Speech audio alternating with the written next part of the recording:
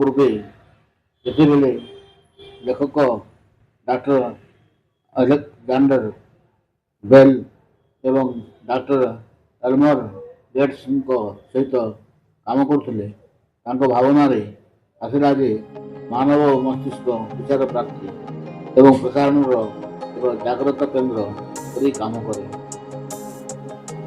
ପୂର୍ବ ଅଧ୍ୟାୟରେ ମୁଁ ଯେଉଁ ରଚନାତ୍ମକ କଳ୍ପନାଶୀଳତାର ଚର୍ଚ୍ଚା କରିଛି ତାହା ମସ୍ତିଷ୍କର ରିସିଭିଂ ସେଣ୍ଟର, ଯାହା ଅନ୍ୟ ଲୋକଙ୍କ ଦ୍ୱାରା ପ୍ରେଷିତ ଭାବକୁ ଗ୍ରହଣ କରେ।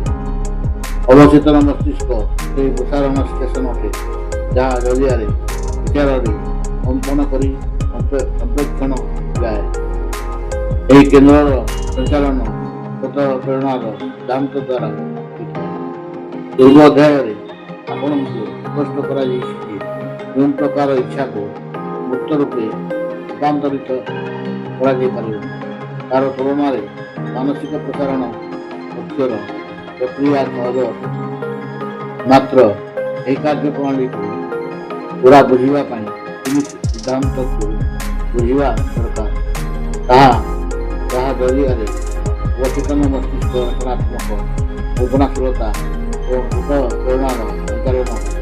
ମାତ୍ର ଏହାକୁ ବି ବୁଝିନିଅନ୍ତୁ ଯେ ସର୍ବାଧିକ ଶକ୍ତିଶାଳୀ ବଳ ସବୁବେଳେ ଅମୂର୍ତ୍ତ ରୂପରେ ହୋଇଥାଏ। ସଂସାରରେ ଆସିଥିବା ମାନ୍ଦା ଅବସ୍ଥା ବିଶ୍ୱକୁ ଅମୂର୍ତ୍ତ ବଳର ପ୍ରଭାବକୁ ବୁଝିବାର ଉଚ୍ଚକୁ ନେଇଗଲା। ଦୁର୍ଭାଗ୍ୟବଶ ପୁରାଣ ଯୁଗରେ ମାନବ ଏତେ ପରିମାଣରେ ନିଜର ଜ୍ଞାନେନ୍ଦ୍ରିୟ ଉପରେ ଆଧାରିତ ରହିଲା ଯେ ସେ ତାର ଅସ୍ତିତ୍ୱ ବୁଝୁଥିଲା ଯାହା ତାର ଭୌତିକ ଶରୀର ଦ୍ୱାରା ଅନୁଭବ କରାଯାଇପାରୁଥିଲା, ଅର୍ଥାତ୍ ଯାହାକୁ ସେ ଛୁଇଁ ପାରୁଥିଲା, ଶୁଙ୍ଘି ପାରୁଥିଲା, ମାପି ପାରୁଥିଲା। ମାତ୍ର ଏବେ ଆମେ ଏକ ଅଦ୍ଭୁତ ଯୁଗରେ ପ୍ରବେଶ କରୁଛେ, ଯେଉଁଠି ଅନ୍ୱେଷଣ କେନ୍ଦ୍ର ଅମୂର୍ତ୍ତ ବଳର ଆକଳନ ଅଟେ।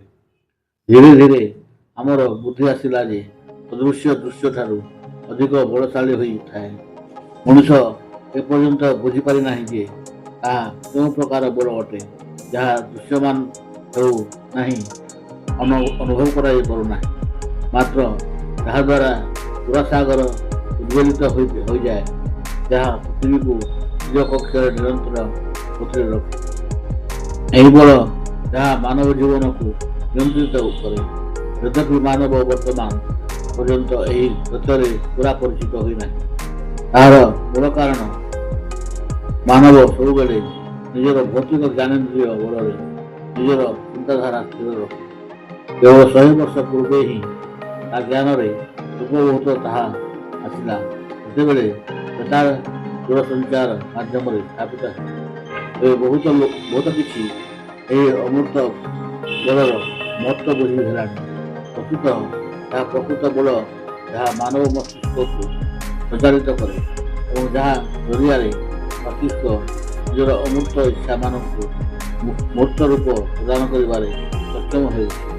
ମାତ୍ର ତାର ଗାଥାର ପୂର୍ବେ ଆମକୁ ମାନବ ମସ୍ତିଷ୍କର ଏହି କଥା ଜାଣିବାକୁ ହେବ, ଯାହା ଗୋଟେ ଡ୍ରାମା ପରି ପ୍ରତୀତ ହୁଏ, ସତେ ଯେପରି କୌଣସି ନାଟକର ଆଲେଖ୍ୟ ଅଟେ।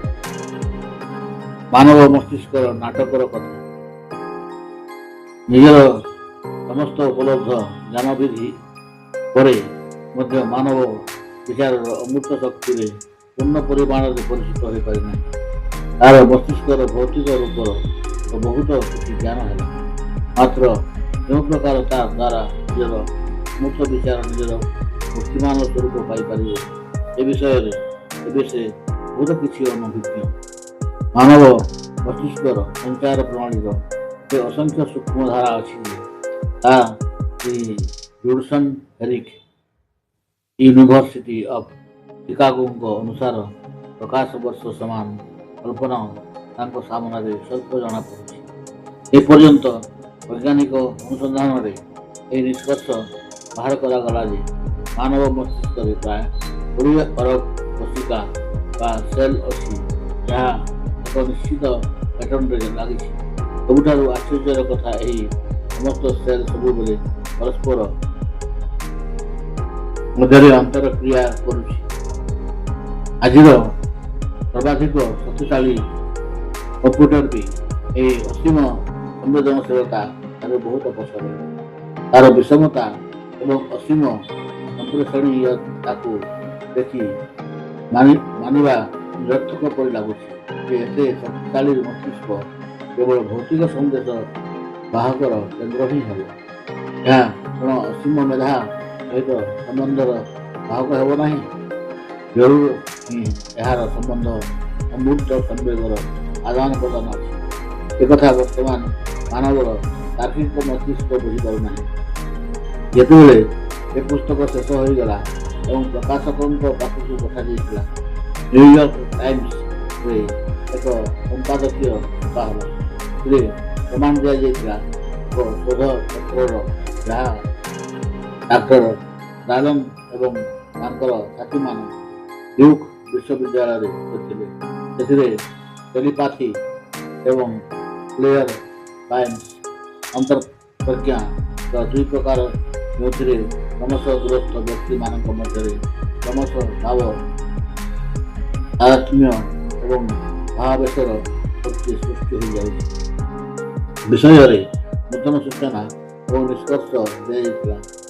ଡାକ୍ତର ରାଇନ୍ଙ୍କ ପ୍ରୟୋଗରେ ଏହା ସ୍ପଷ୍ଟ ଥିଲା ଯେ ବୈଜ୍ଞାନିକ ରୂପରେ ବି ଟେଲିପାଥି ଏବଂ କ୍ଲେୟର ବାୟନ୍ସ ଅସ୍ତିତ୍ୱ ସ୍ୱୀକାର୍ଯ୍ୟ ଅଟେ। ଏହି ପ୍ରୟୋଗରେ କେତେକ ପ୍ରତିଭାମୀଙ୍କ ସାମନାରେ କିଛି ଆଶର କାର୍ଡ ରଖାଯାଇଥିଲା ଏବଂ ଜଣେ ଯେତେବେଳେ ତାହାକୁ ଦେଖିଲା ତ ତାଙ୍କଠାରୁ ଦୂରରେ ବସିଥିବା ଅନ୍ୟ ସାଥୀ ସଠିକ ଚିହ୍ନି ପାରିଥିଲେ। ଏହିପରି କେତେକ ପ୍ରୟୋଗ କରାଗଲା। କେତେକ ସାବଧାନତା ରକ୍ଷା କରାଯାଇଥିଲା ଯେ ଜଣକ ପାଖରେ ଯେଉଁ ସୂଚନା ଥିଲା ତାକୁ ଅନ୍ୟ ପାଖକୁ ପଠାଇବା ପାଇଁ ଅନ୍ୟ କୌଣସି ଭୌତିକ ସାଧନ ରହିବ ନାହିଁ।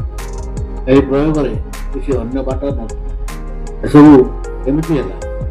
ଜ୍ଞାନେନ୍ଦ୍ରିୟର ଆପଣ ଅନୁଭବ ସମ୍ପ୍ରେଷଣର କୌଣସି ସାଧନ ସେମାନଙ୍କ ପାଖରେ ନଥିଲା।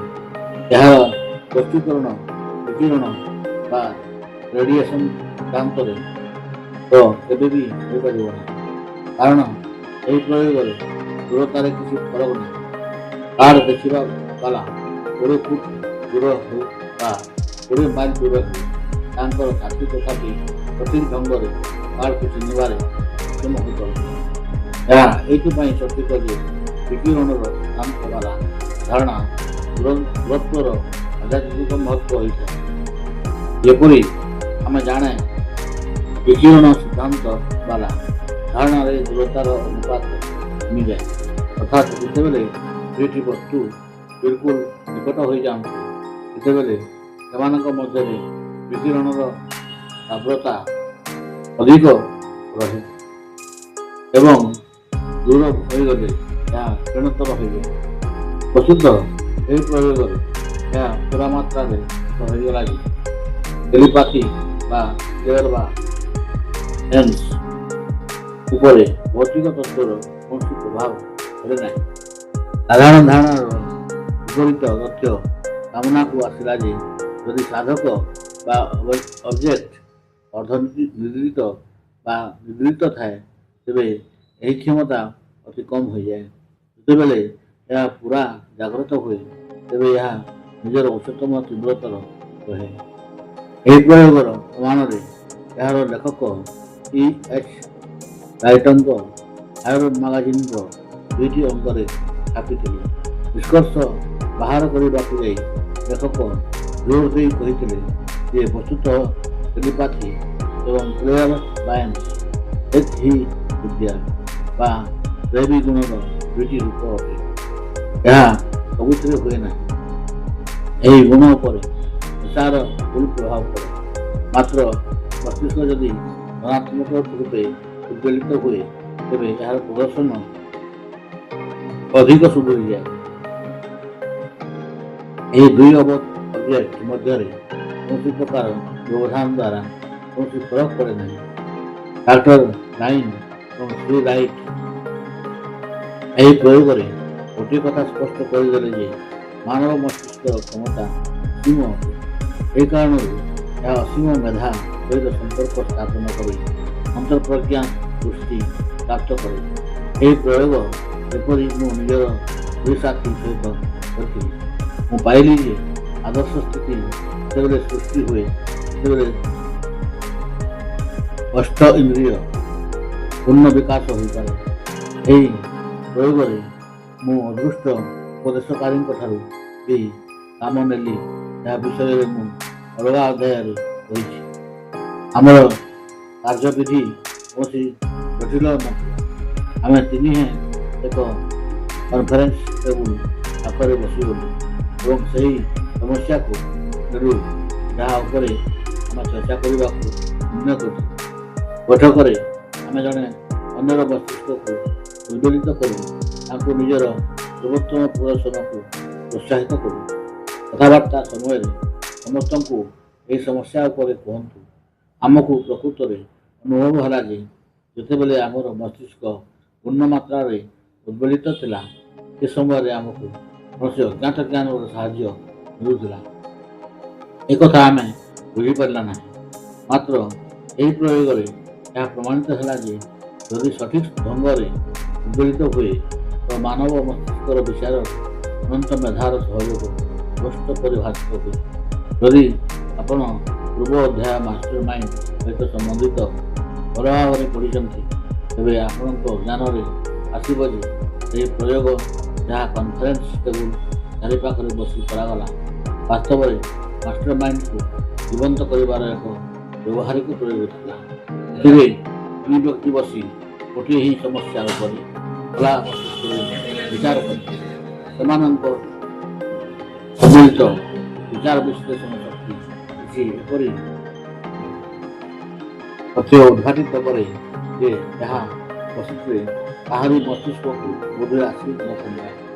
ଯଦି ଏହି ପ୍ରକାର ଅଭ୍ୟାସ କରାଯାଏ ତେବେ ଆମେ କେବଳ ଅନ୍ୟର ମସ୍ତିଷ୍କକୁ ବିଚାର ଗ୍ରହଣ କରିପାରିବା ବରଂ ମସ୍ତିଷ୍କର ତୀବ୍ର ଉତ୍ତେଜନା ସମୟରେ ଅସୀମ ମେଧା ସହିତ ସେ ନିରନ୍ତର ସମ୍ପର୍କ ସ୍ଥାପିତ କରି ବିଲକୁଲ ଆଶ୍ଚର୍ଯ୍ୟ ଘୋଷଣା କରିପାରିବେ। କୌଣସି ଦର୍ଶନ ବିଦ୍ୟାର୍ଥୀ ବା ସାଧାସିଧା ଯୋଜନା ଦ୍ୱାରା କାର୍ନେଗୀଙ୍କ ଫର୍ମୁଲାକୁ ପ୍ରାପ୍ତ କରିପାରିବ ନାହିଁ। ଏହା ଏହି ପୁସ୍ତକର ସମ୍ମୁଖରେ ସଂକ୍ଷିପ୍ତ ରୂପେ ଉଲ୍ଲେଖ ଅଛି। ଏହି ପୁସ୍ତକର ଶେଷ କରିବା ପରେ ଏହା ବି ପଢ଼ିବେ ଦୁଇଥର ପଢ଼ିବେ ତ ଘଟଣା ସ୍ପଷ୍ଟ ହୋଇଯିବ। ଅମୂର୍ତ୍ତ ବିଚାର ସମ୍ପ୍ରେକ୍ଷଣର ପ୍ରକ୍ରିୟାକୁ ସ୍ୱୀକାର କରିବା ବୋଧହୁଏ ମାନ୍ଦାବସ୍ଥା ସମୟର ଉପଲବ୍ଧି ସ୍ୱୀକାର କରାଯିବ।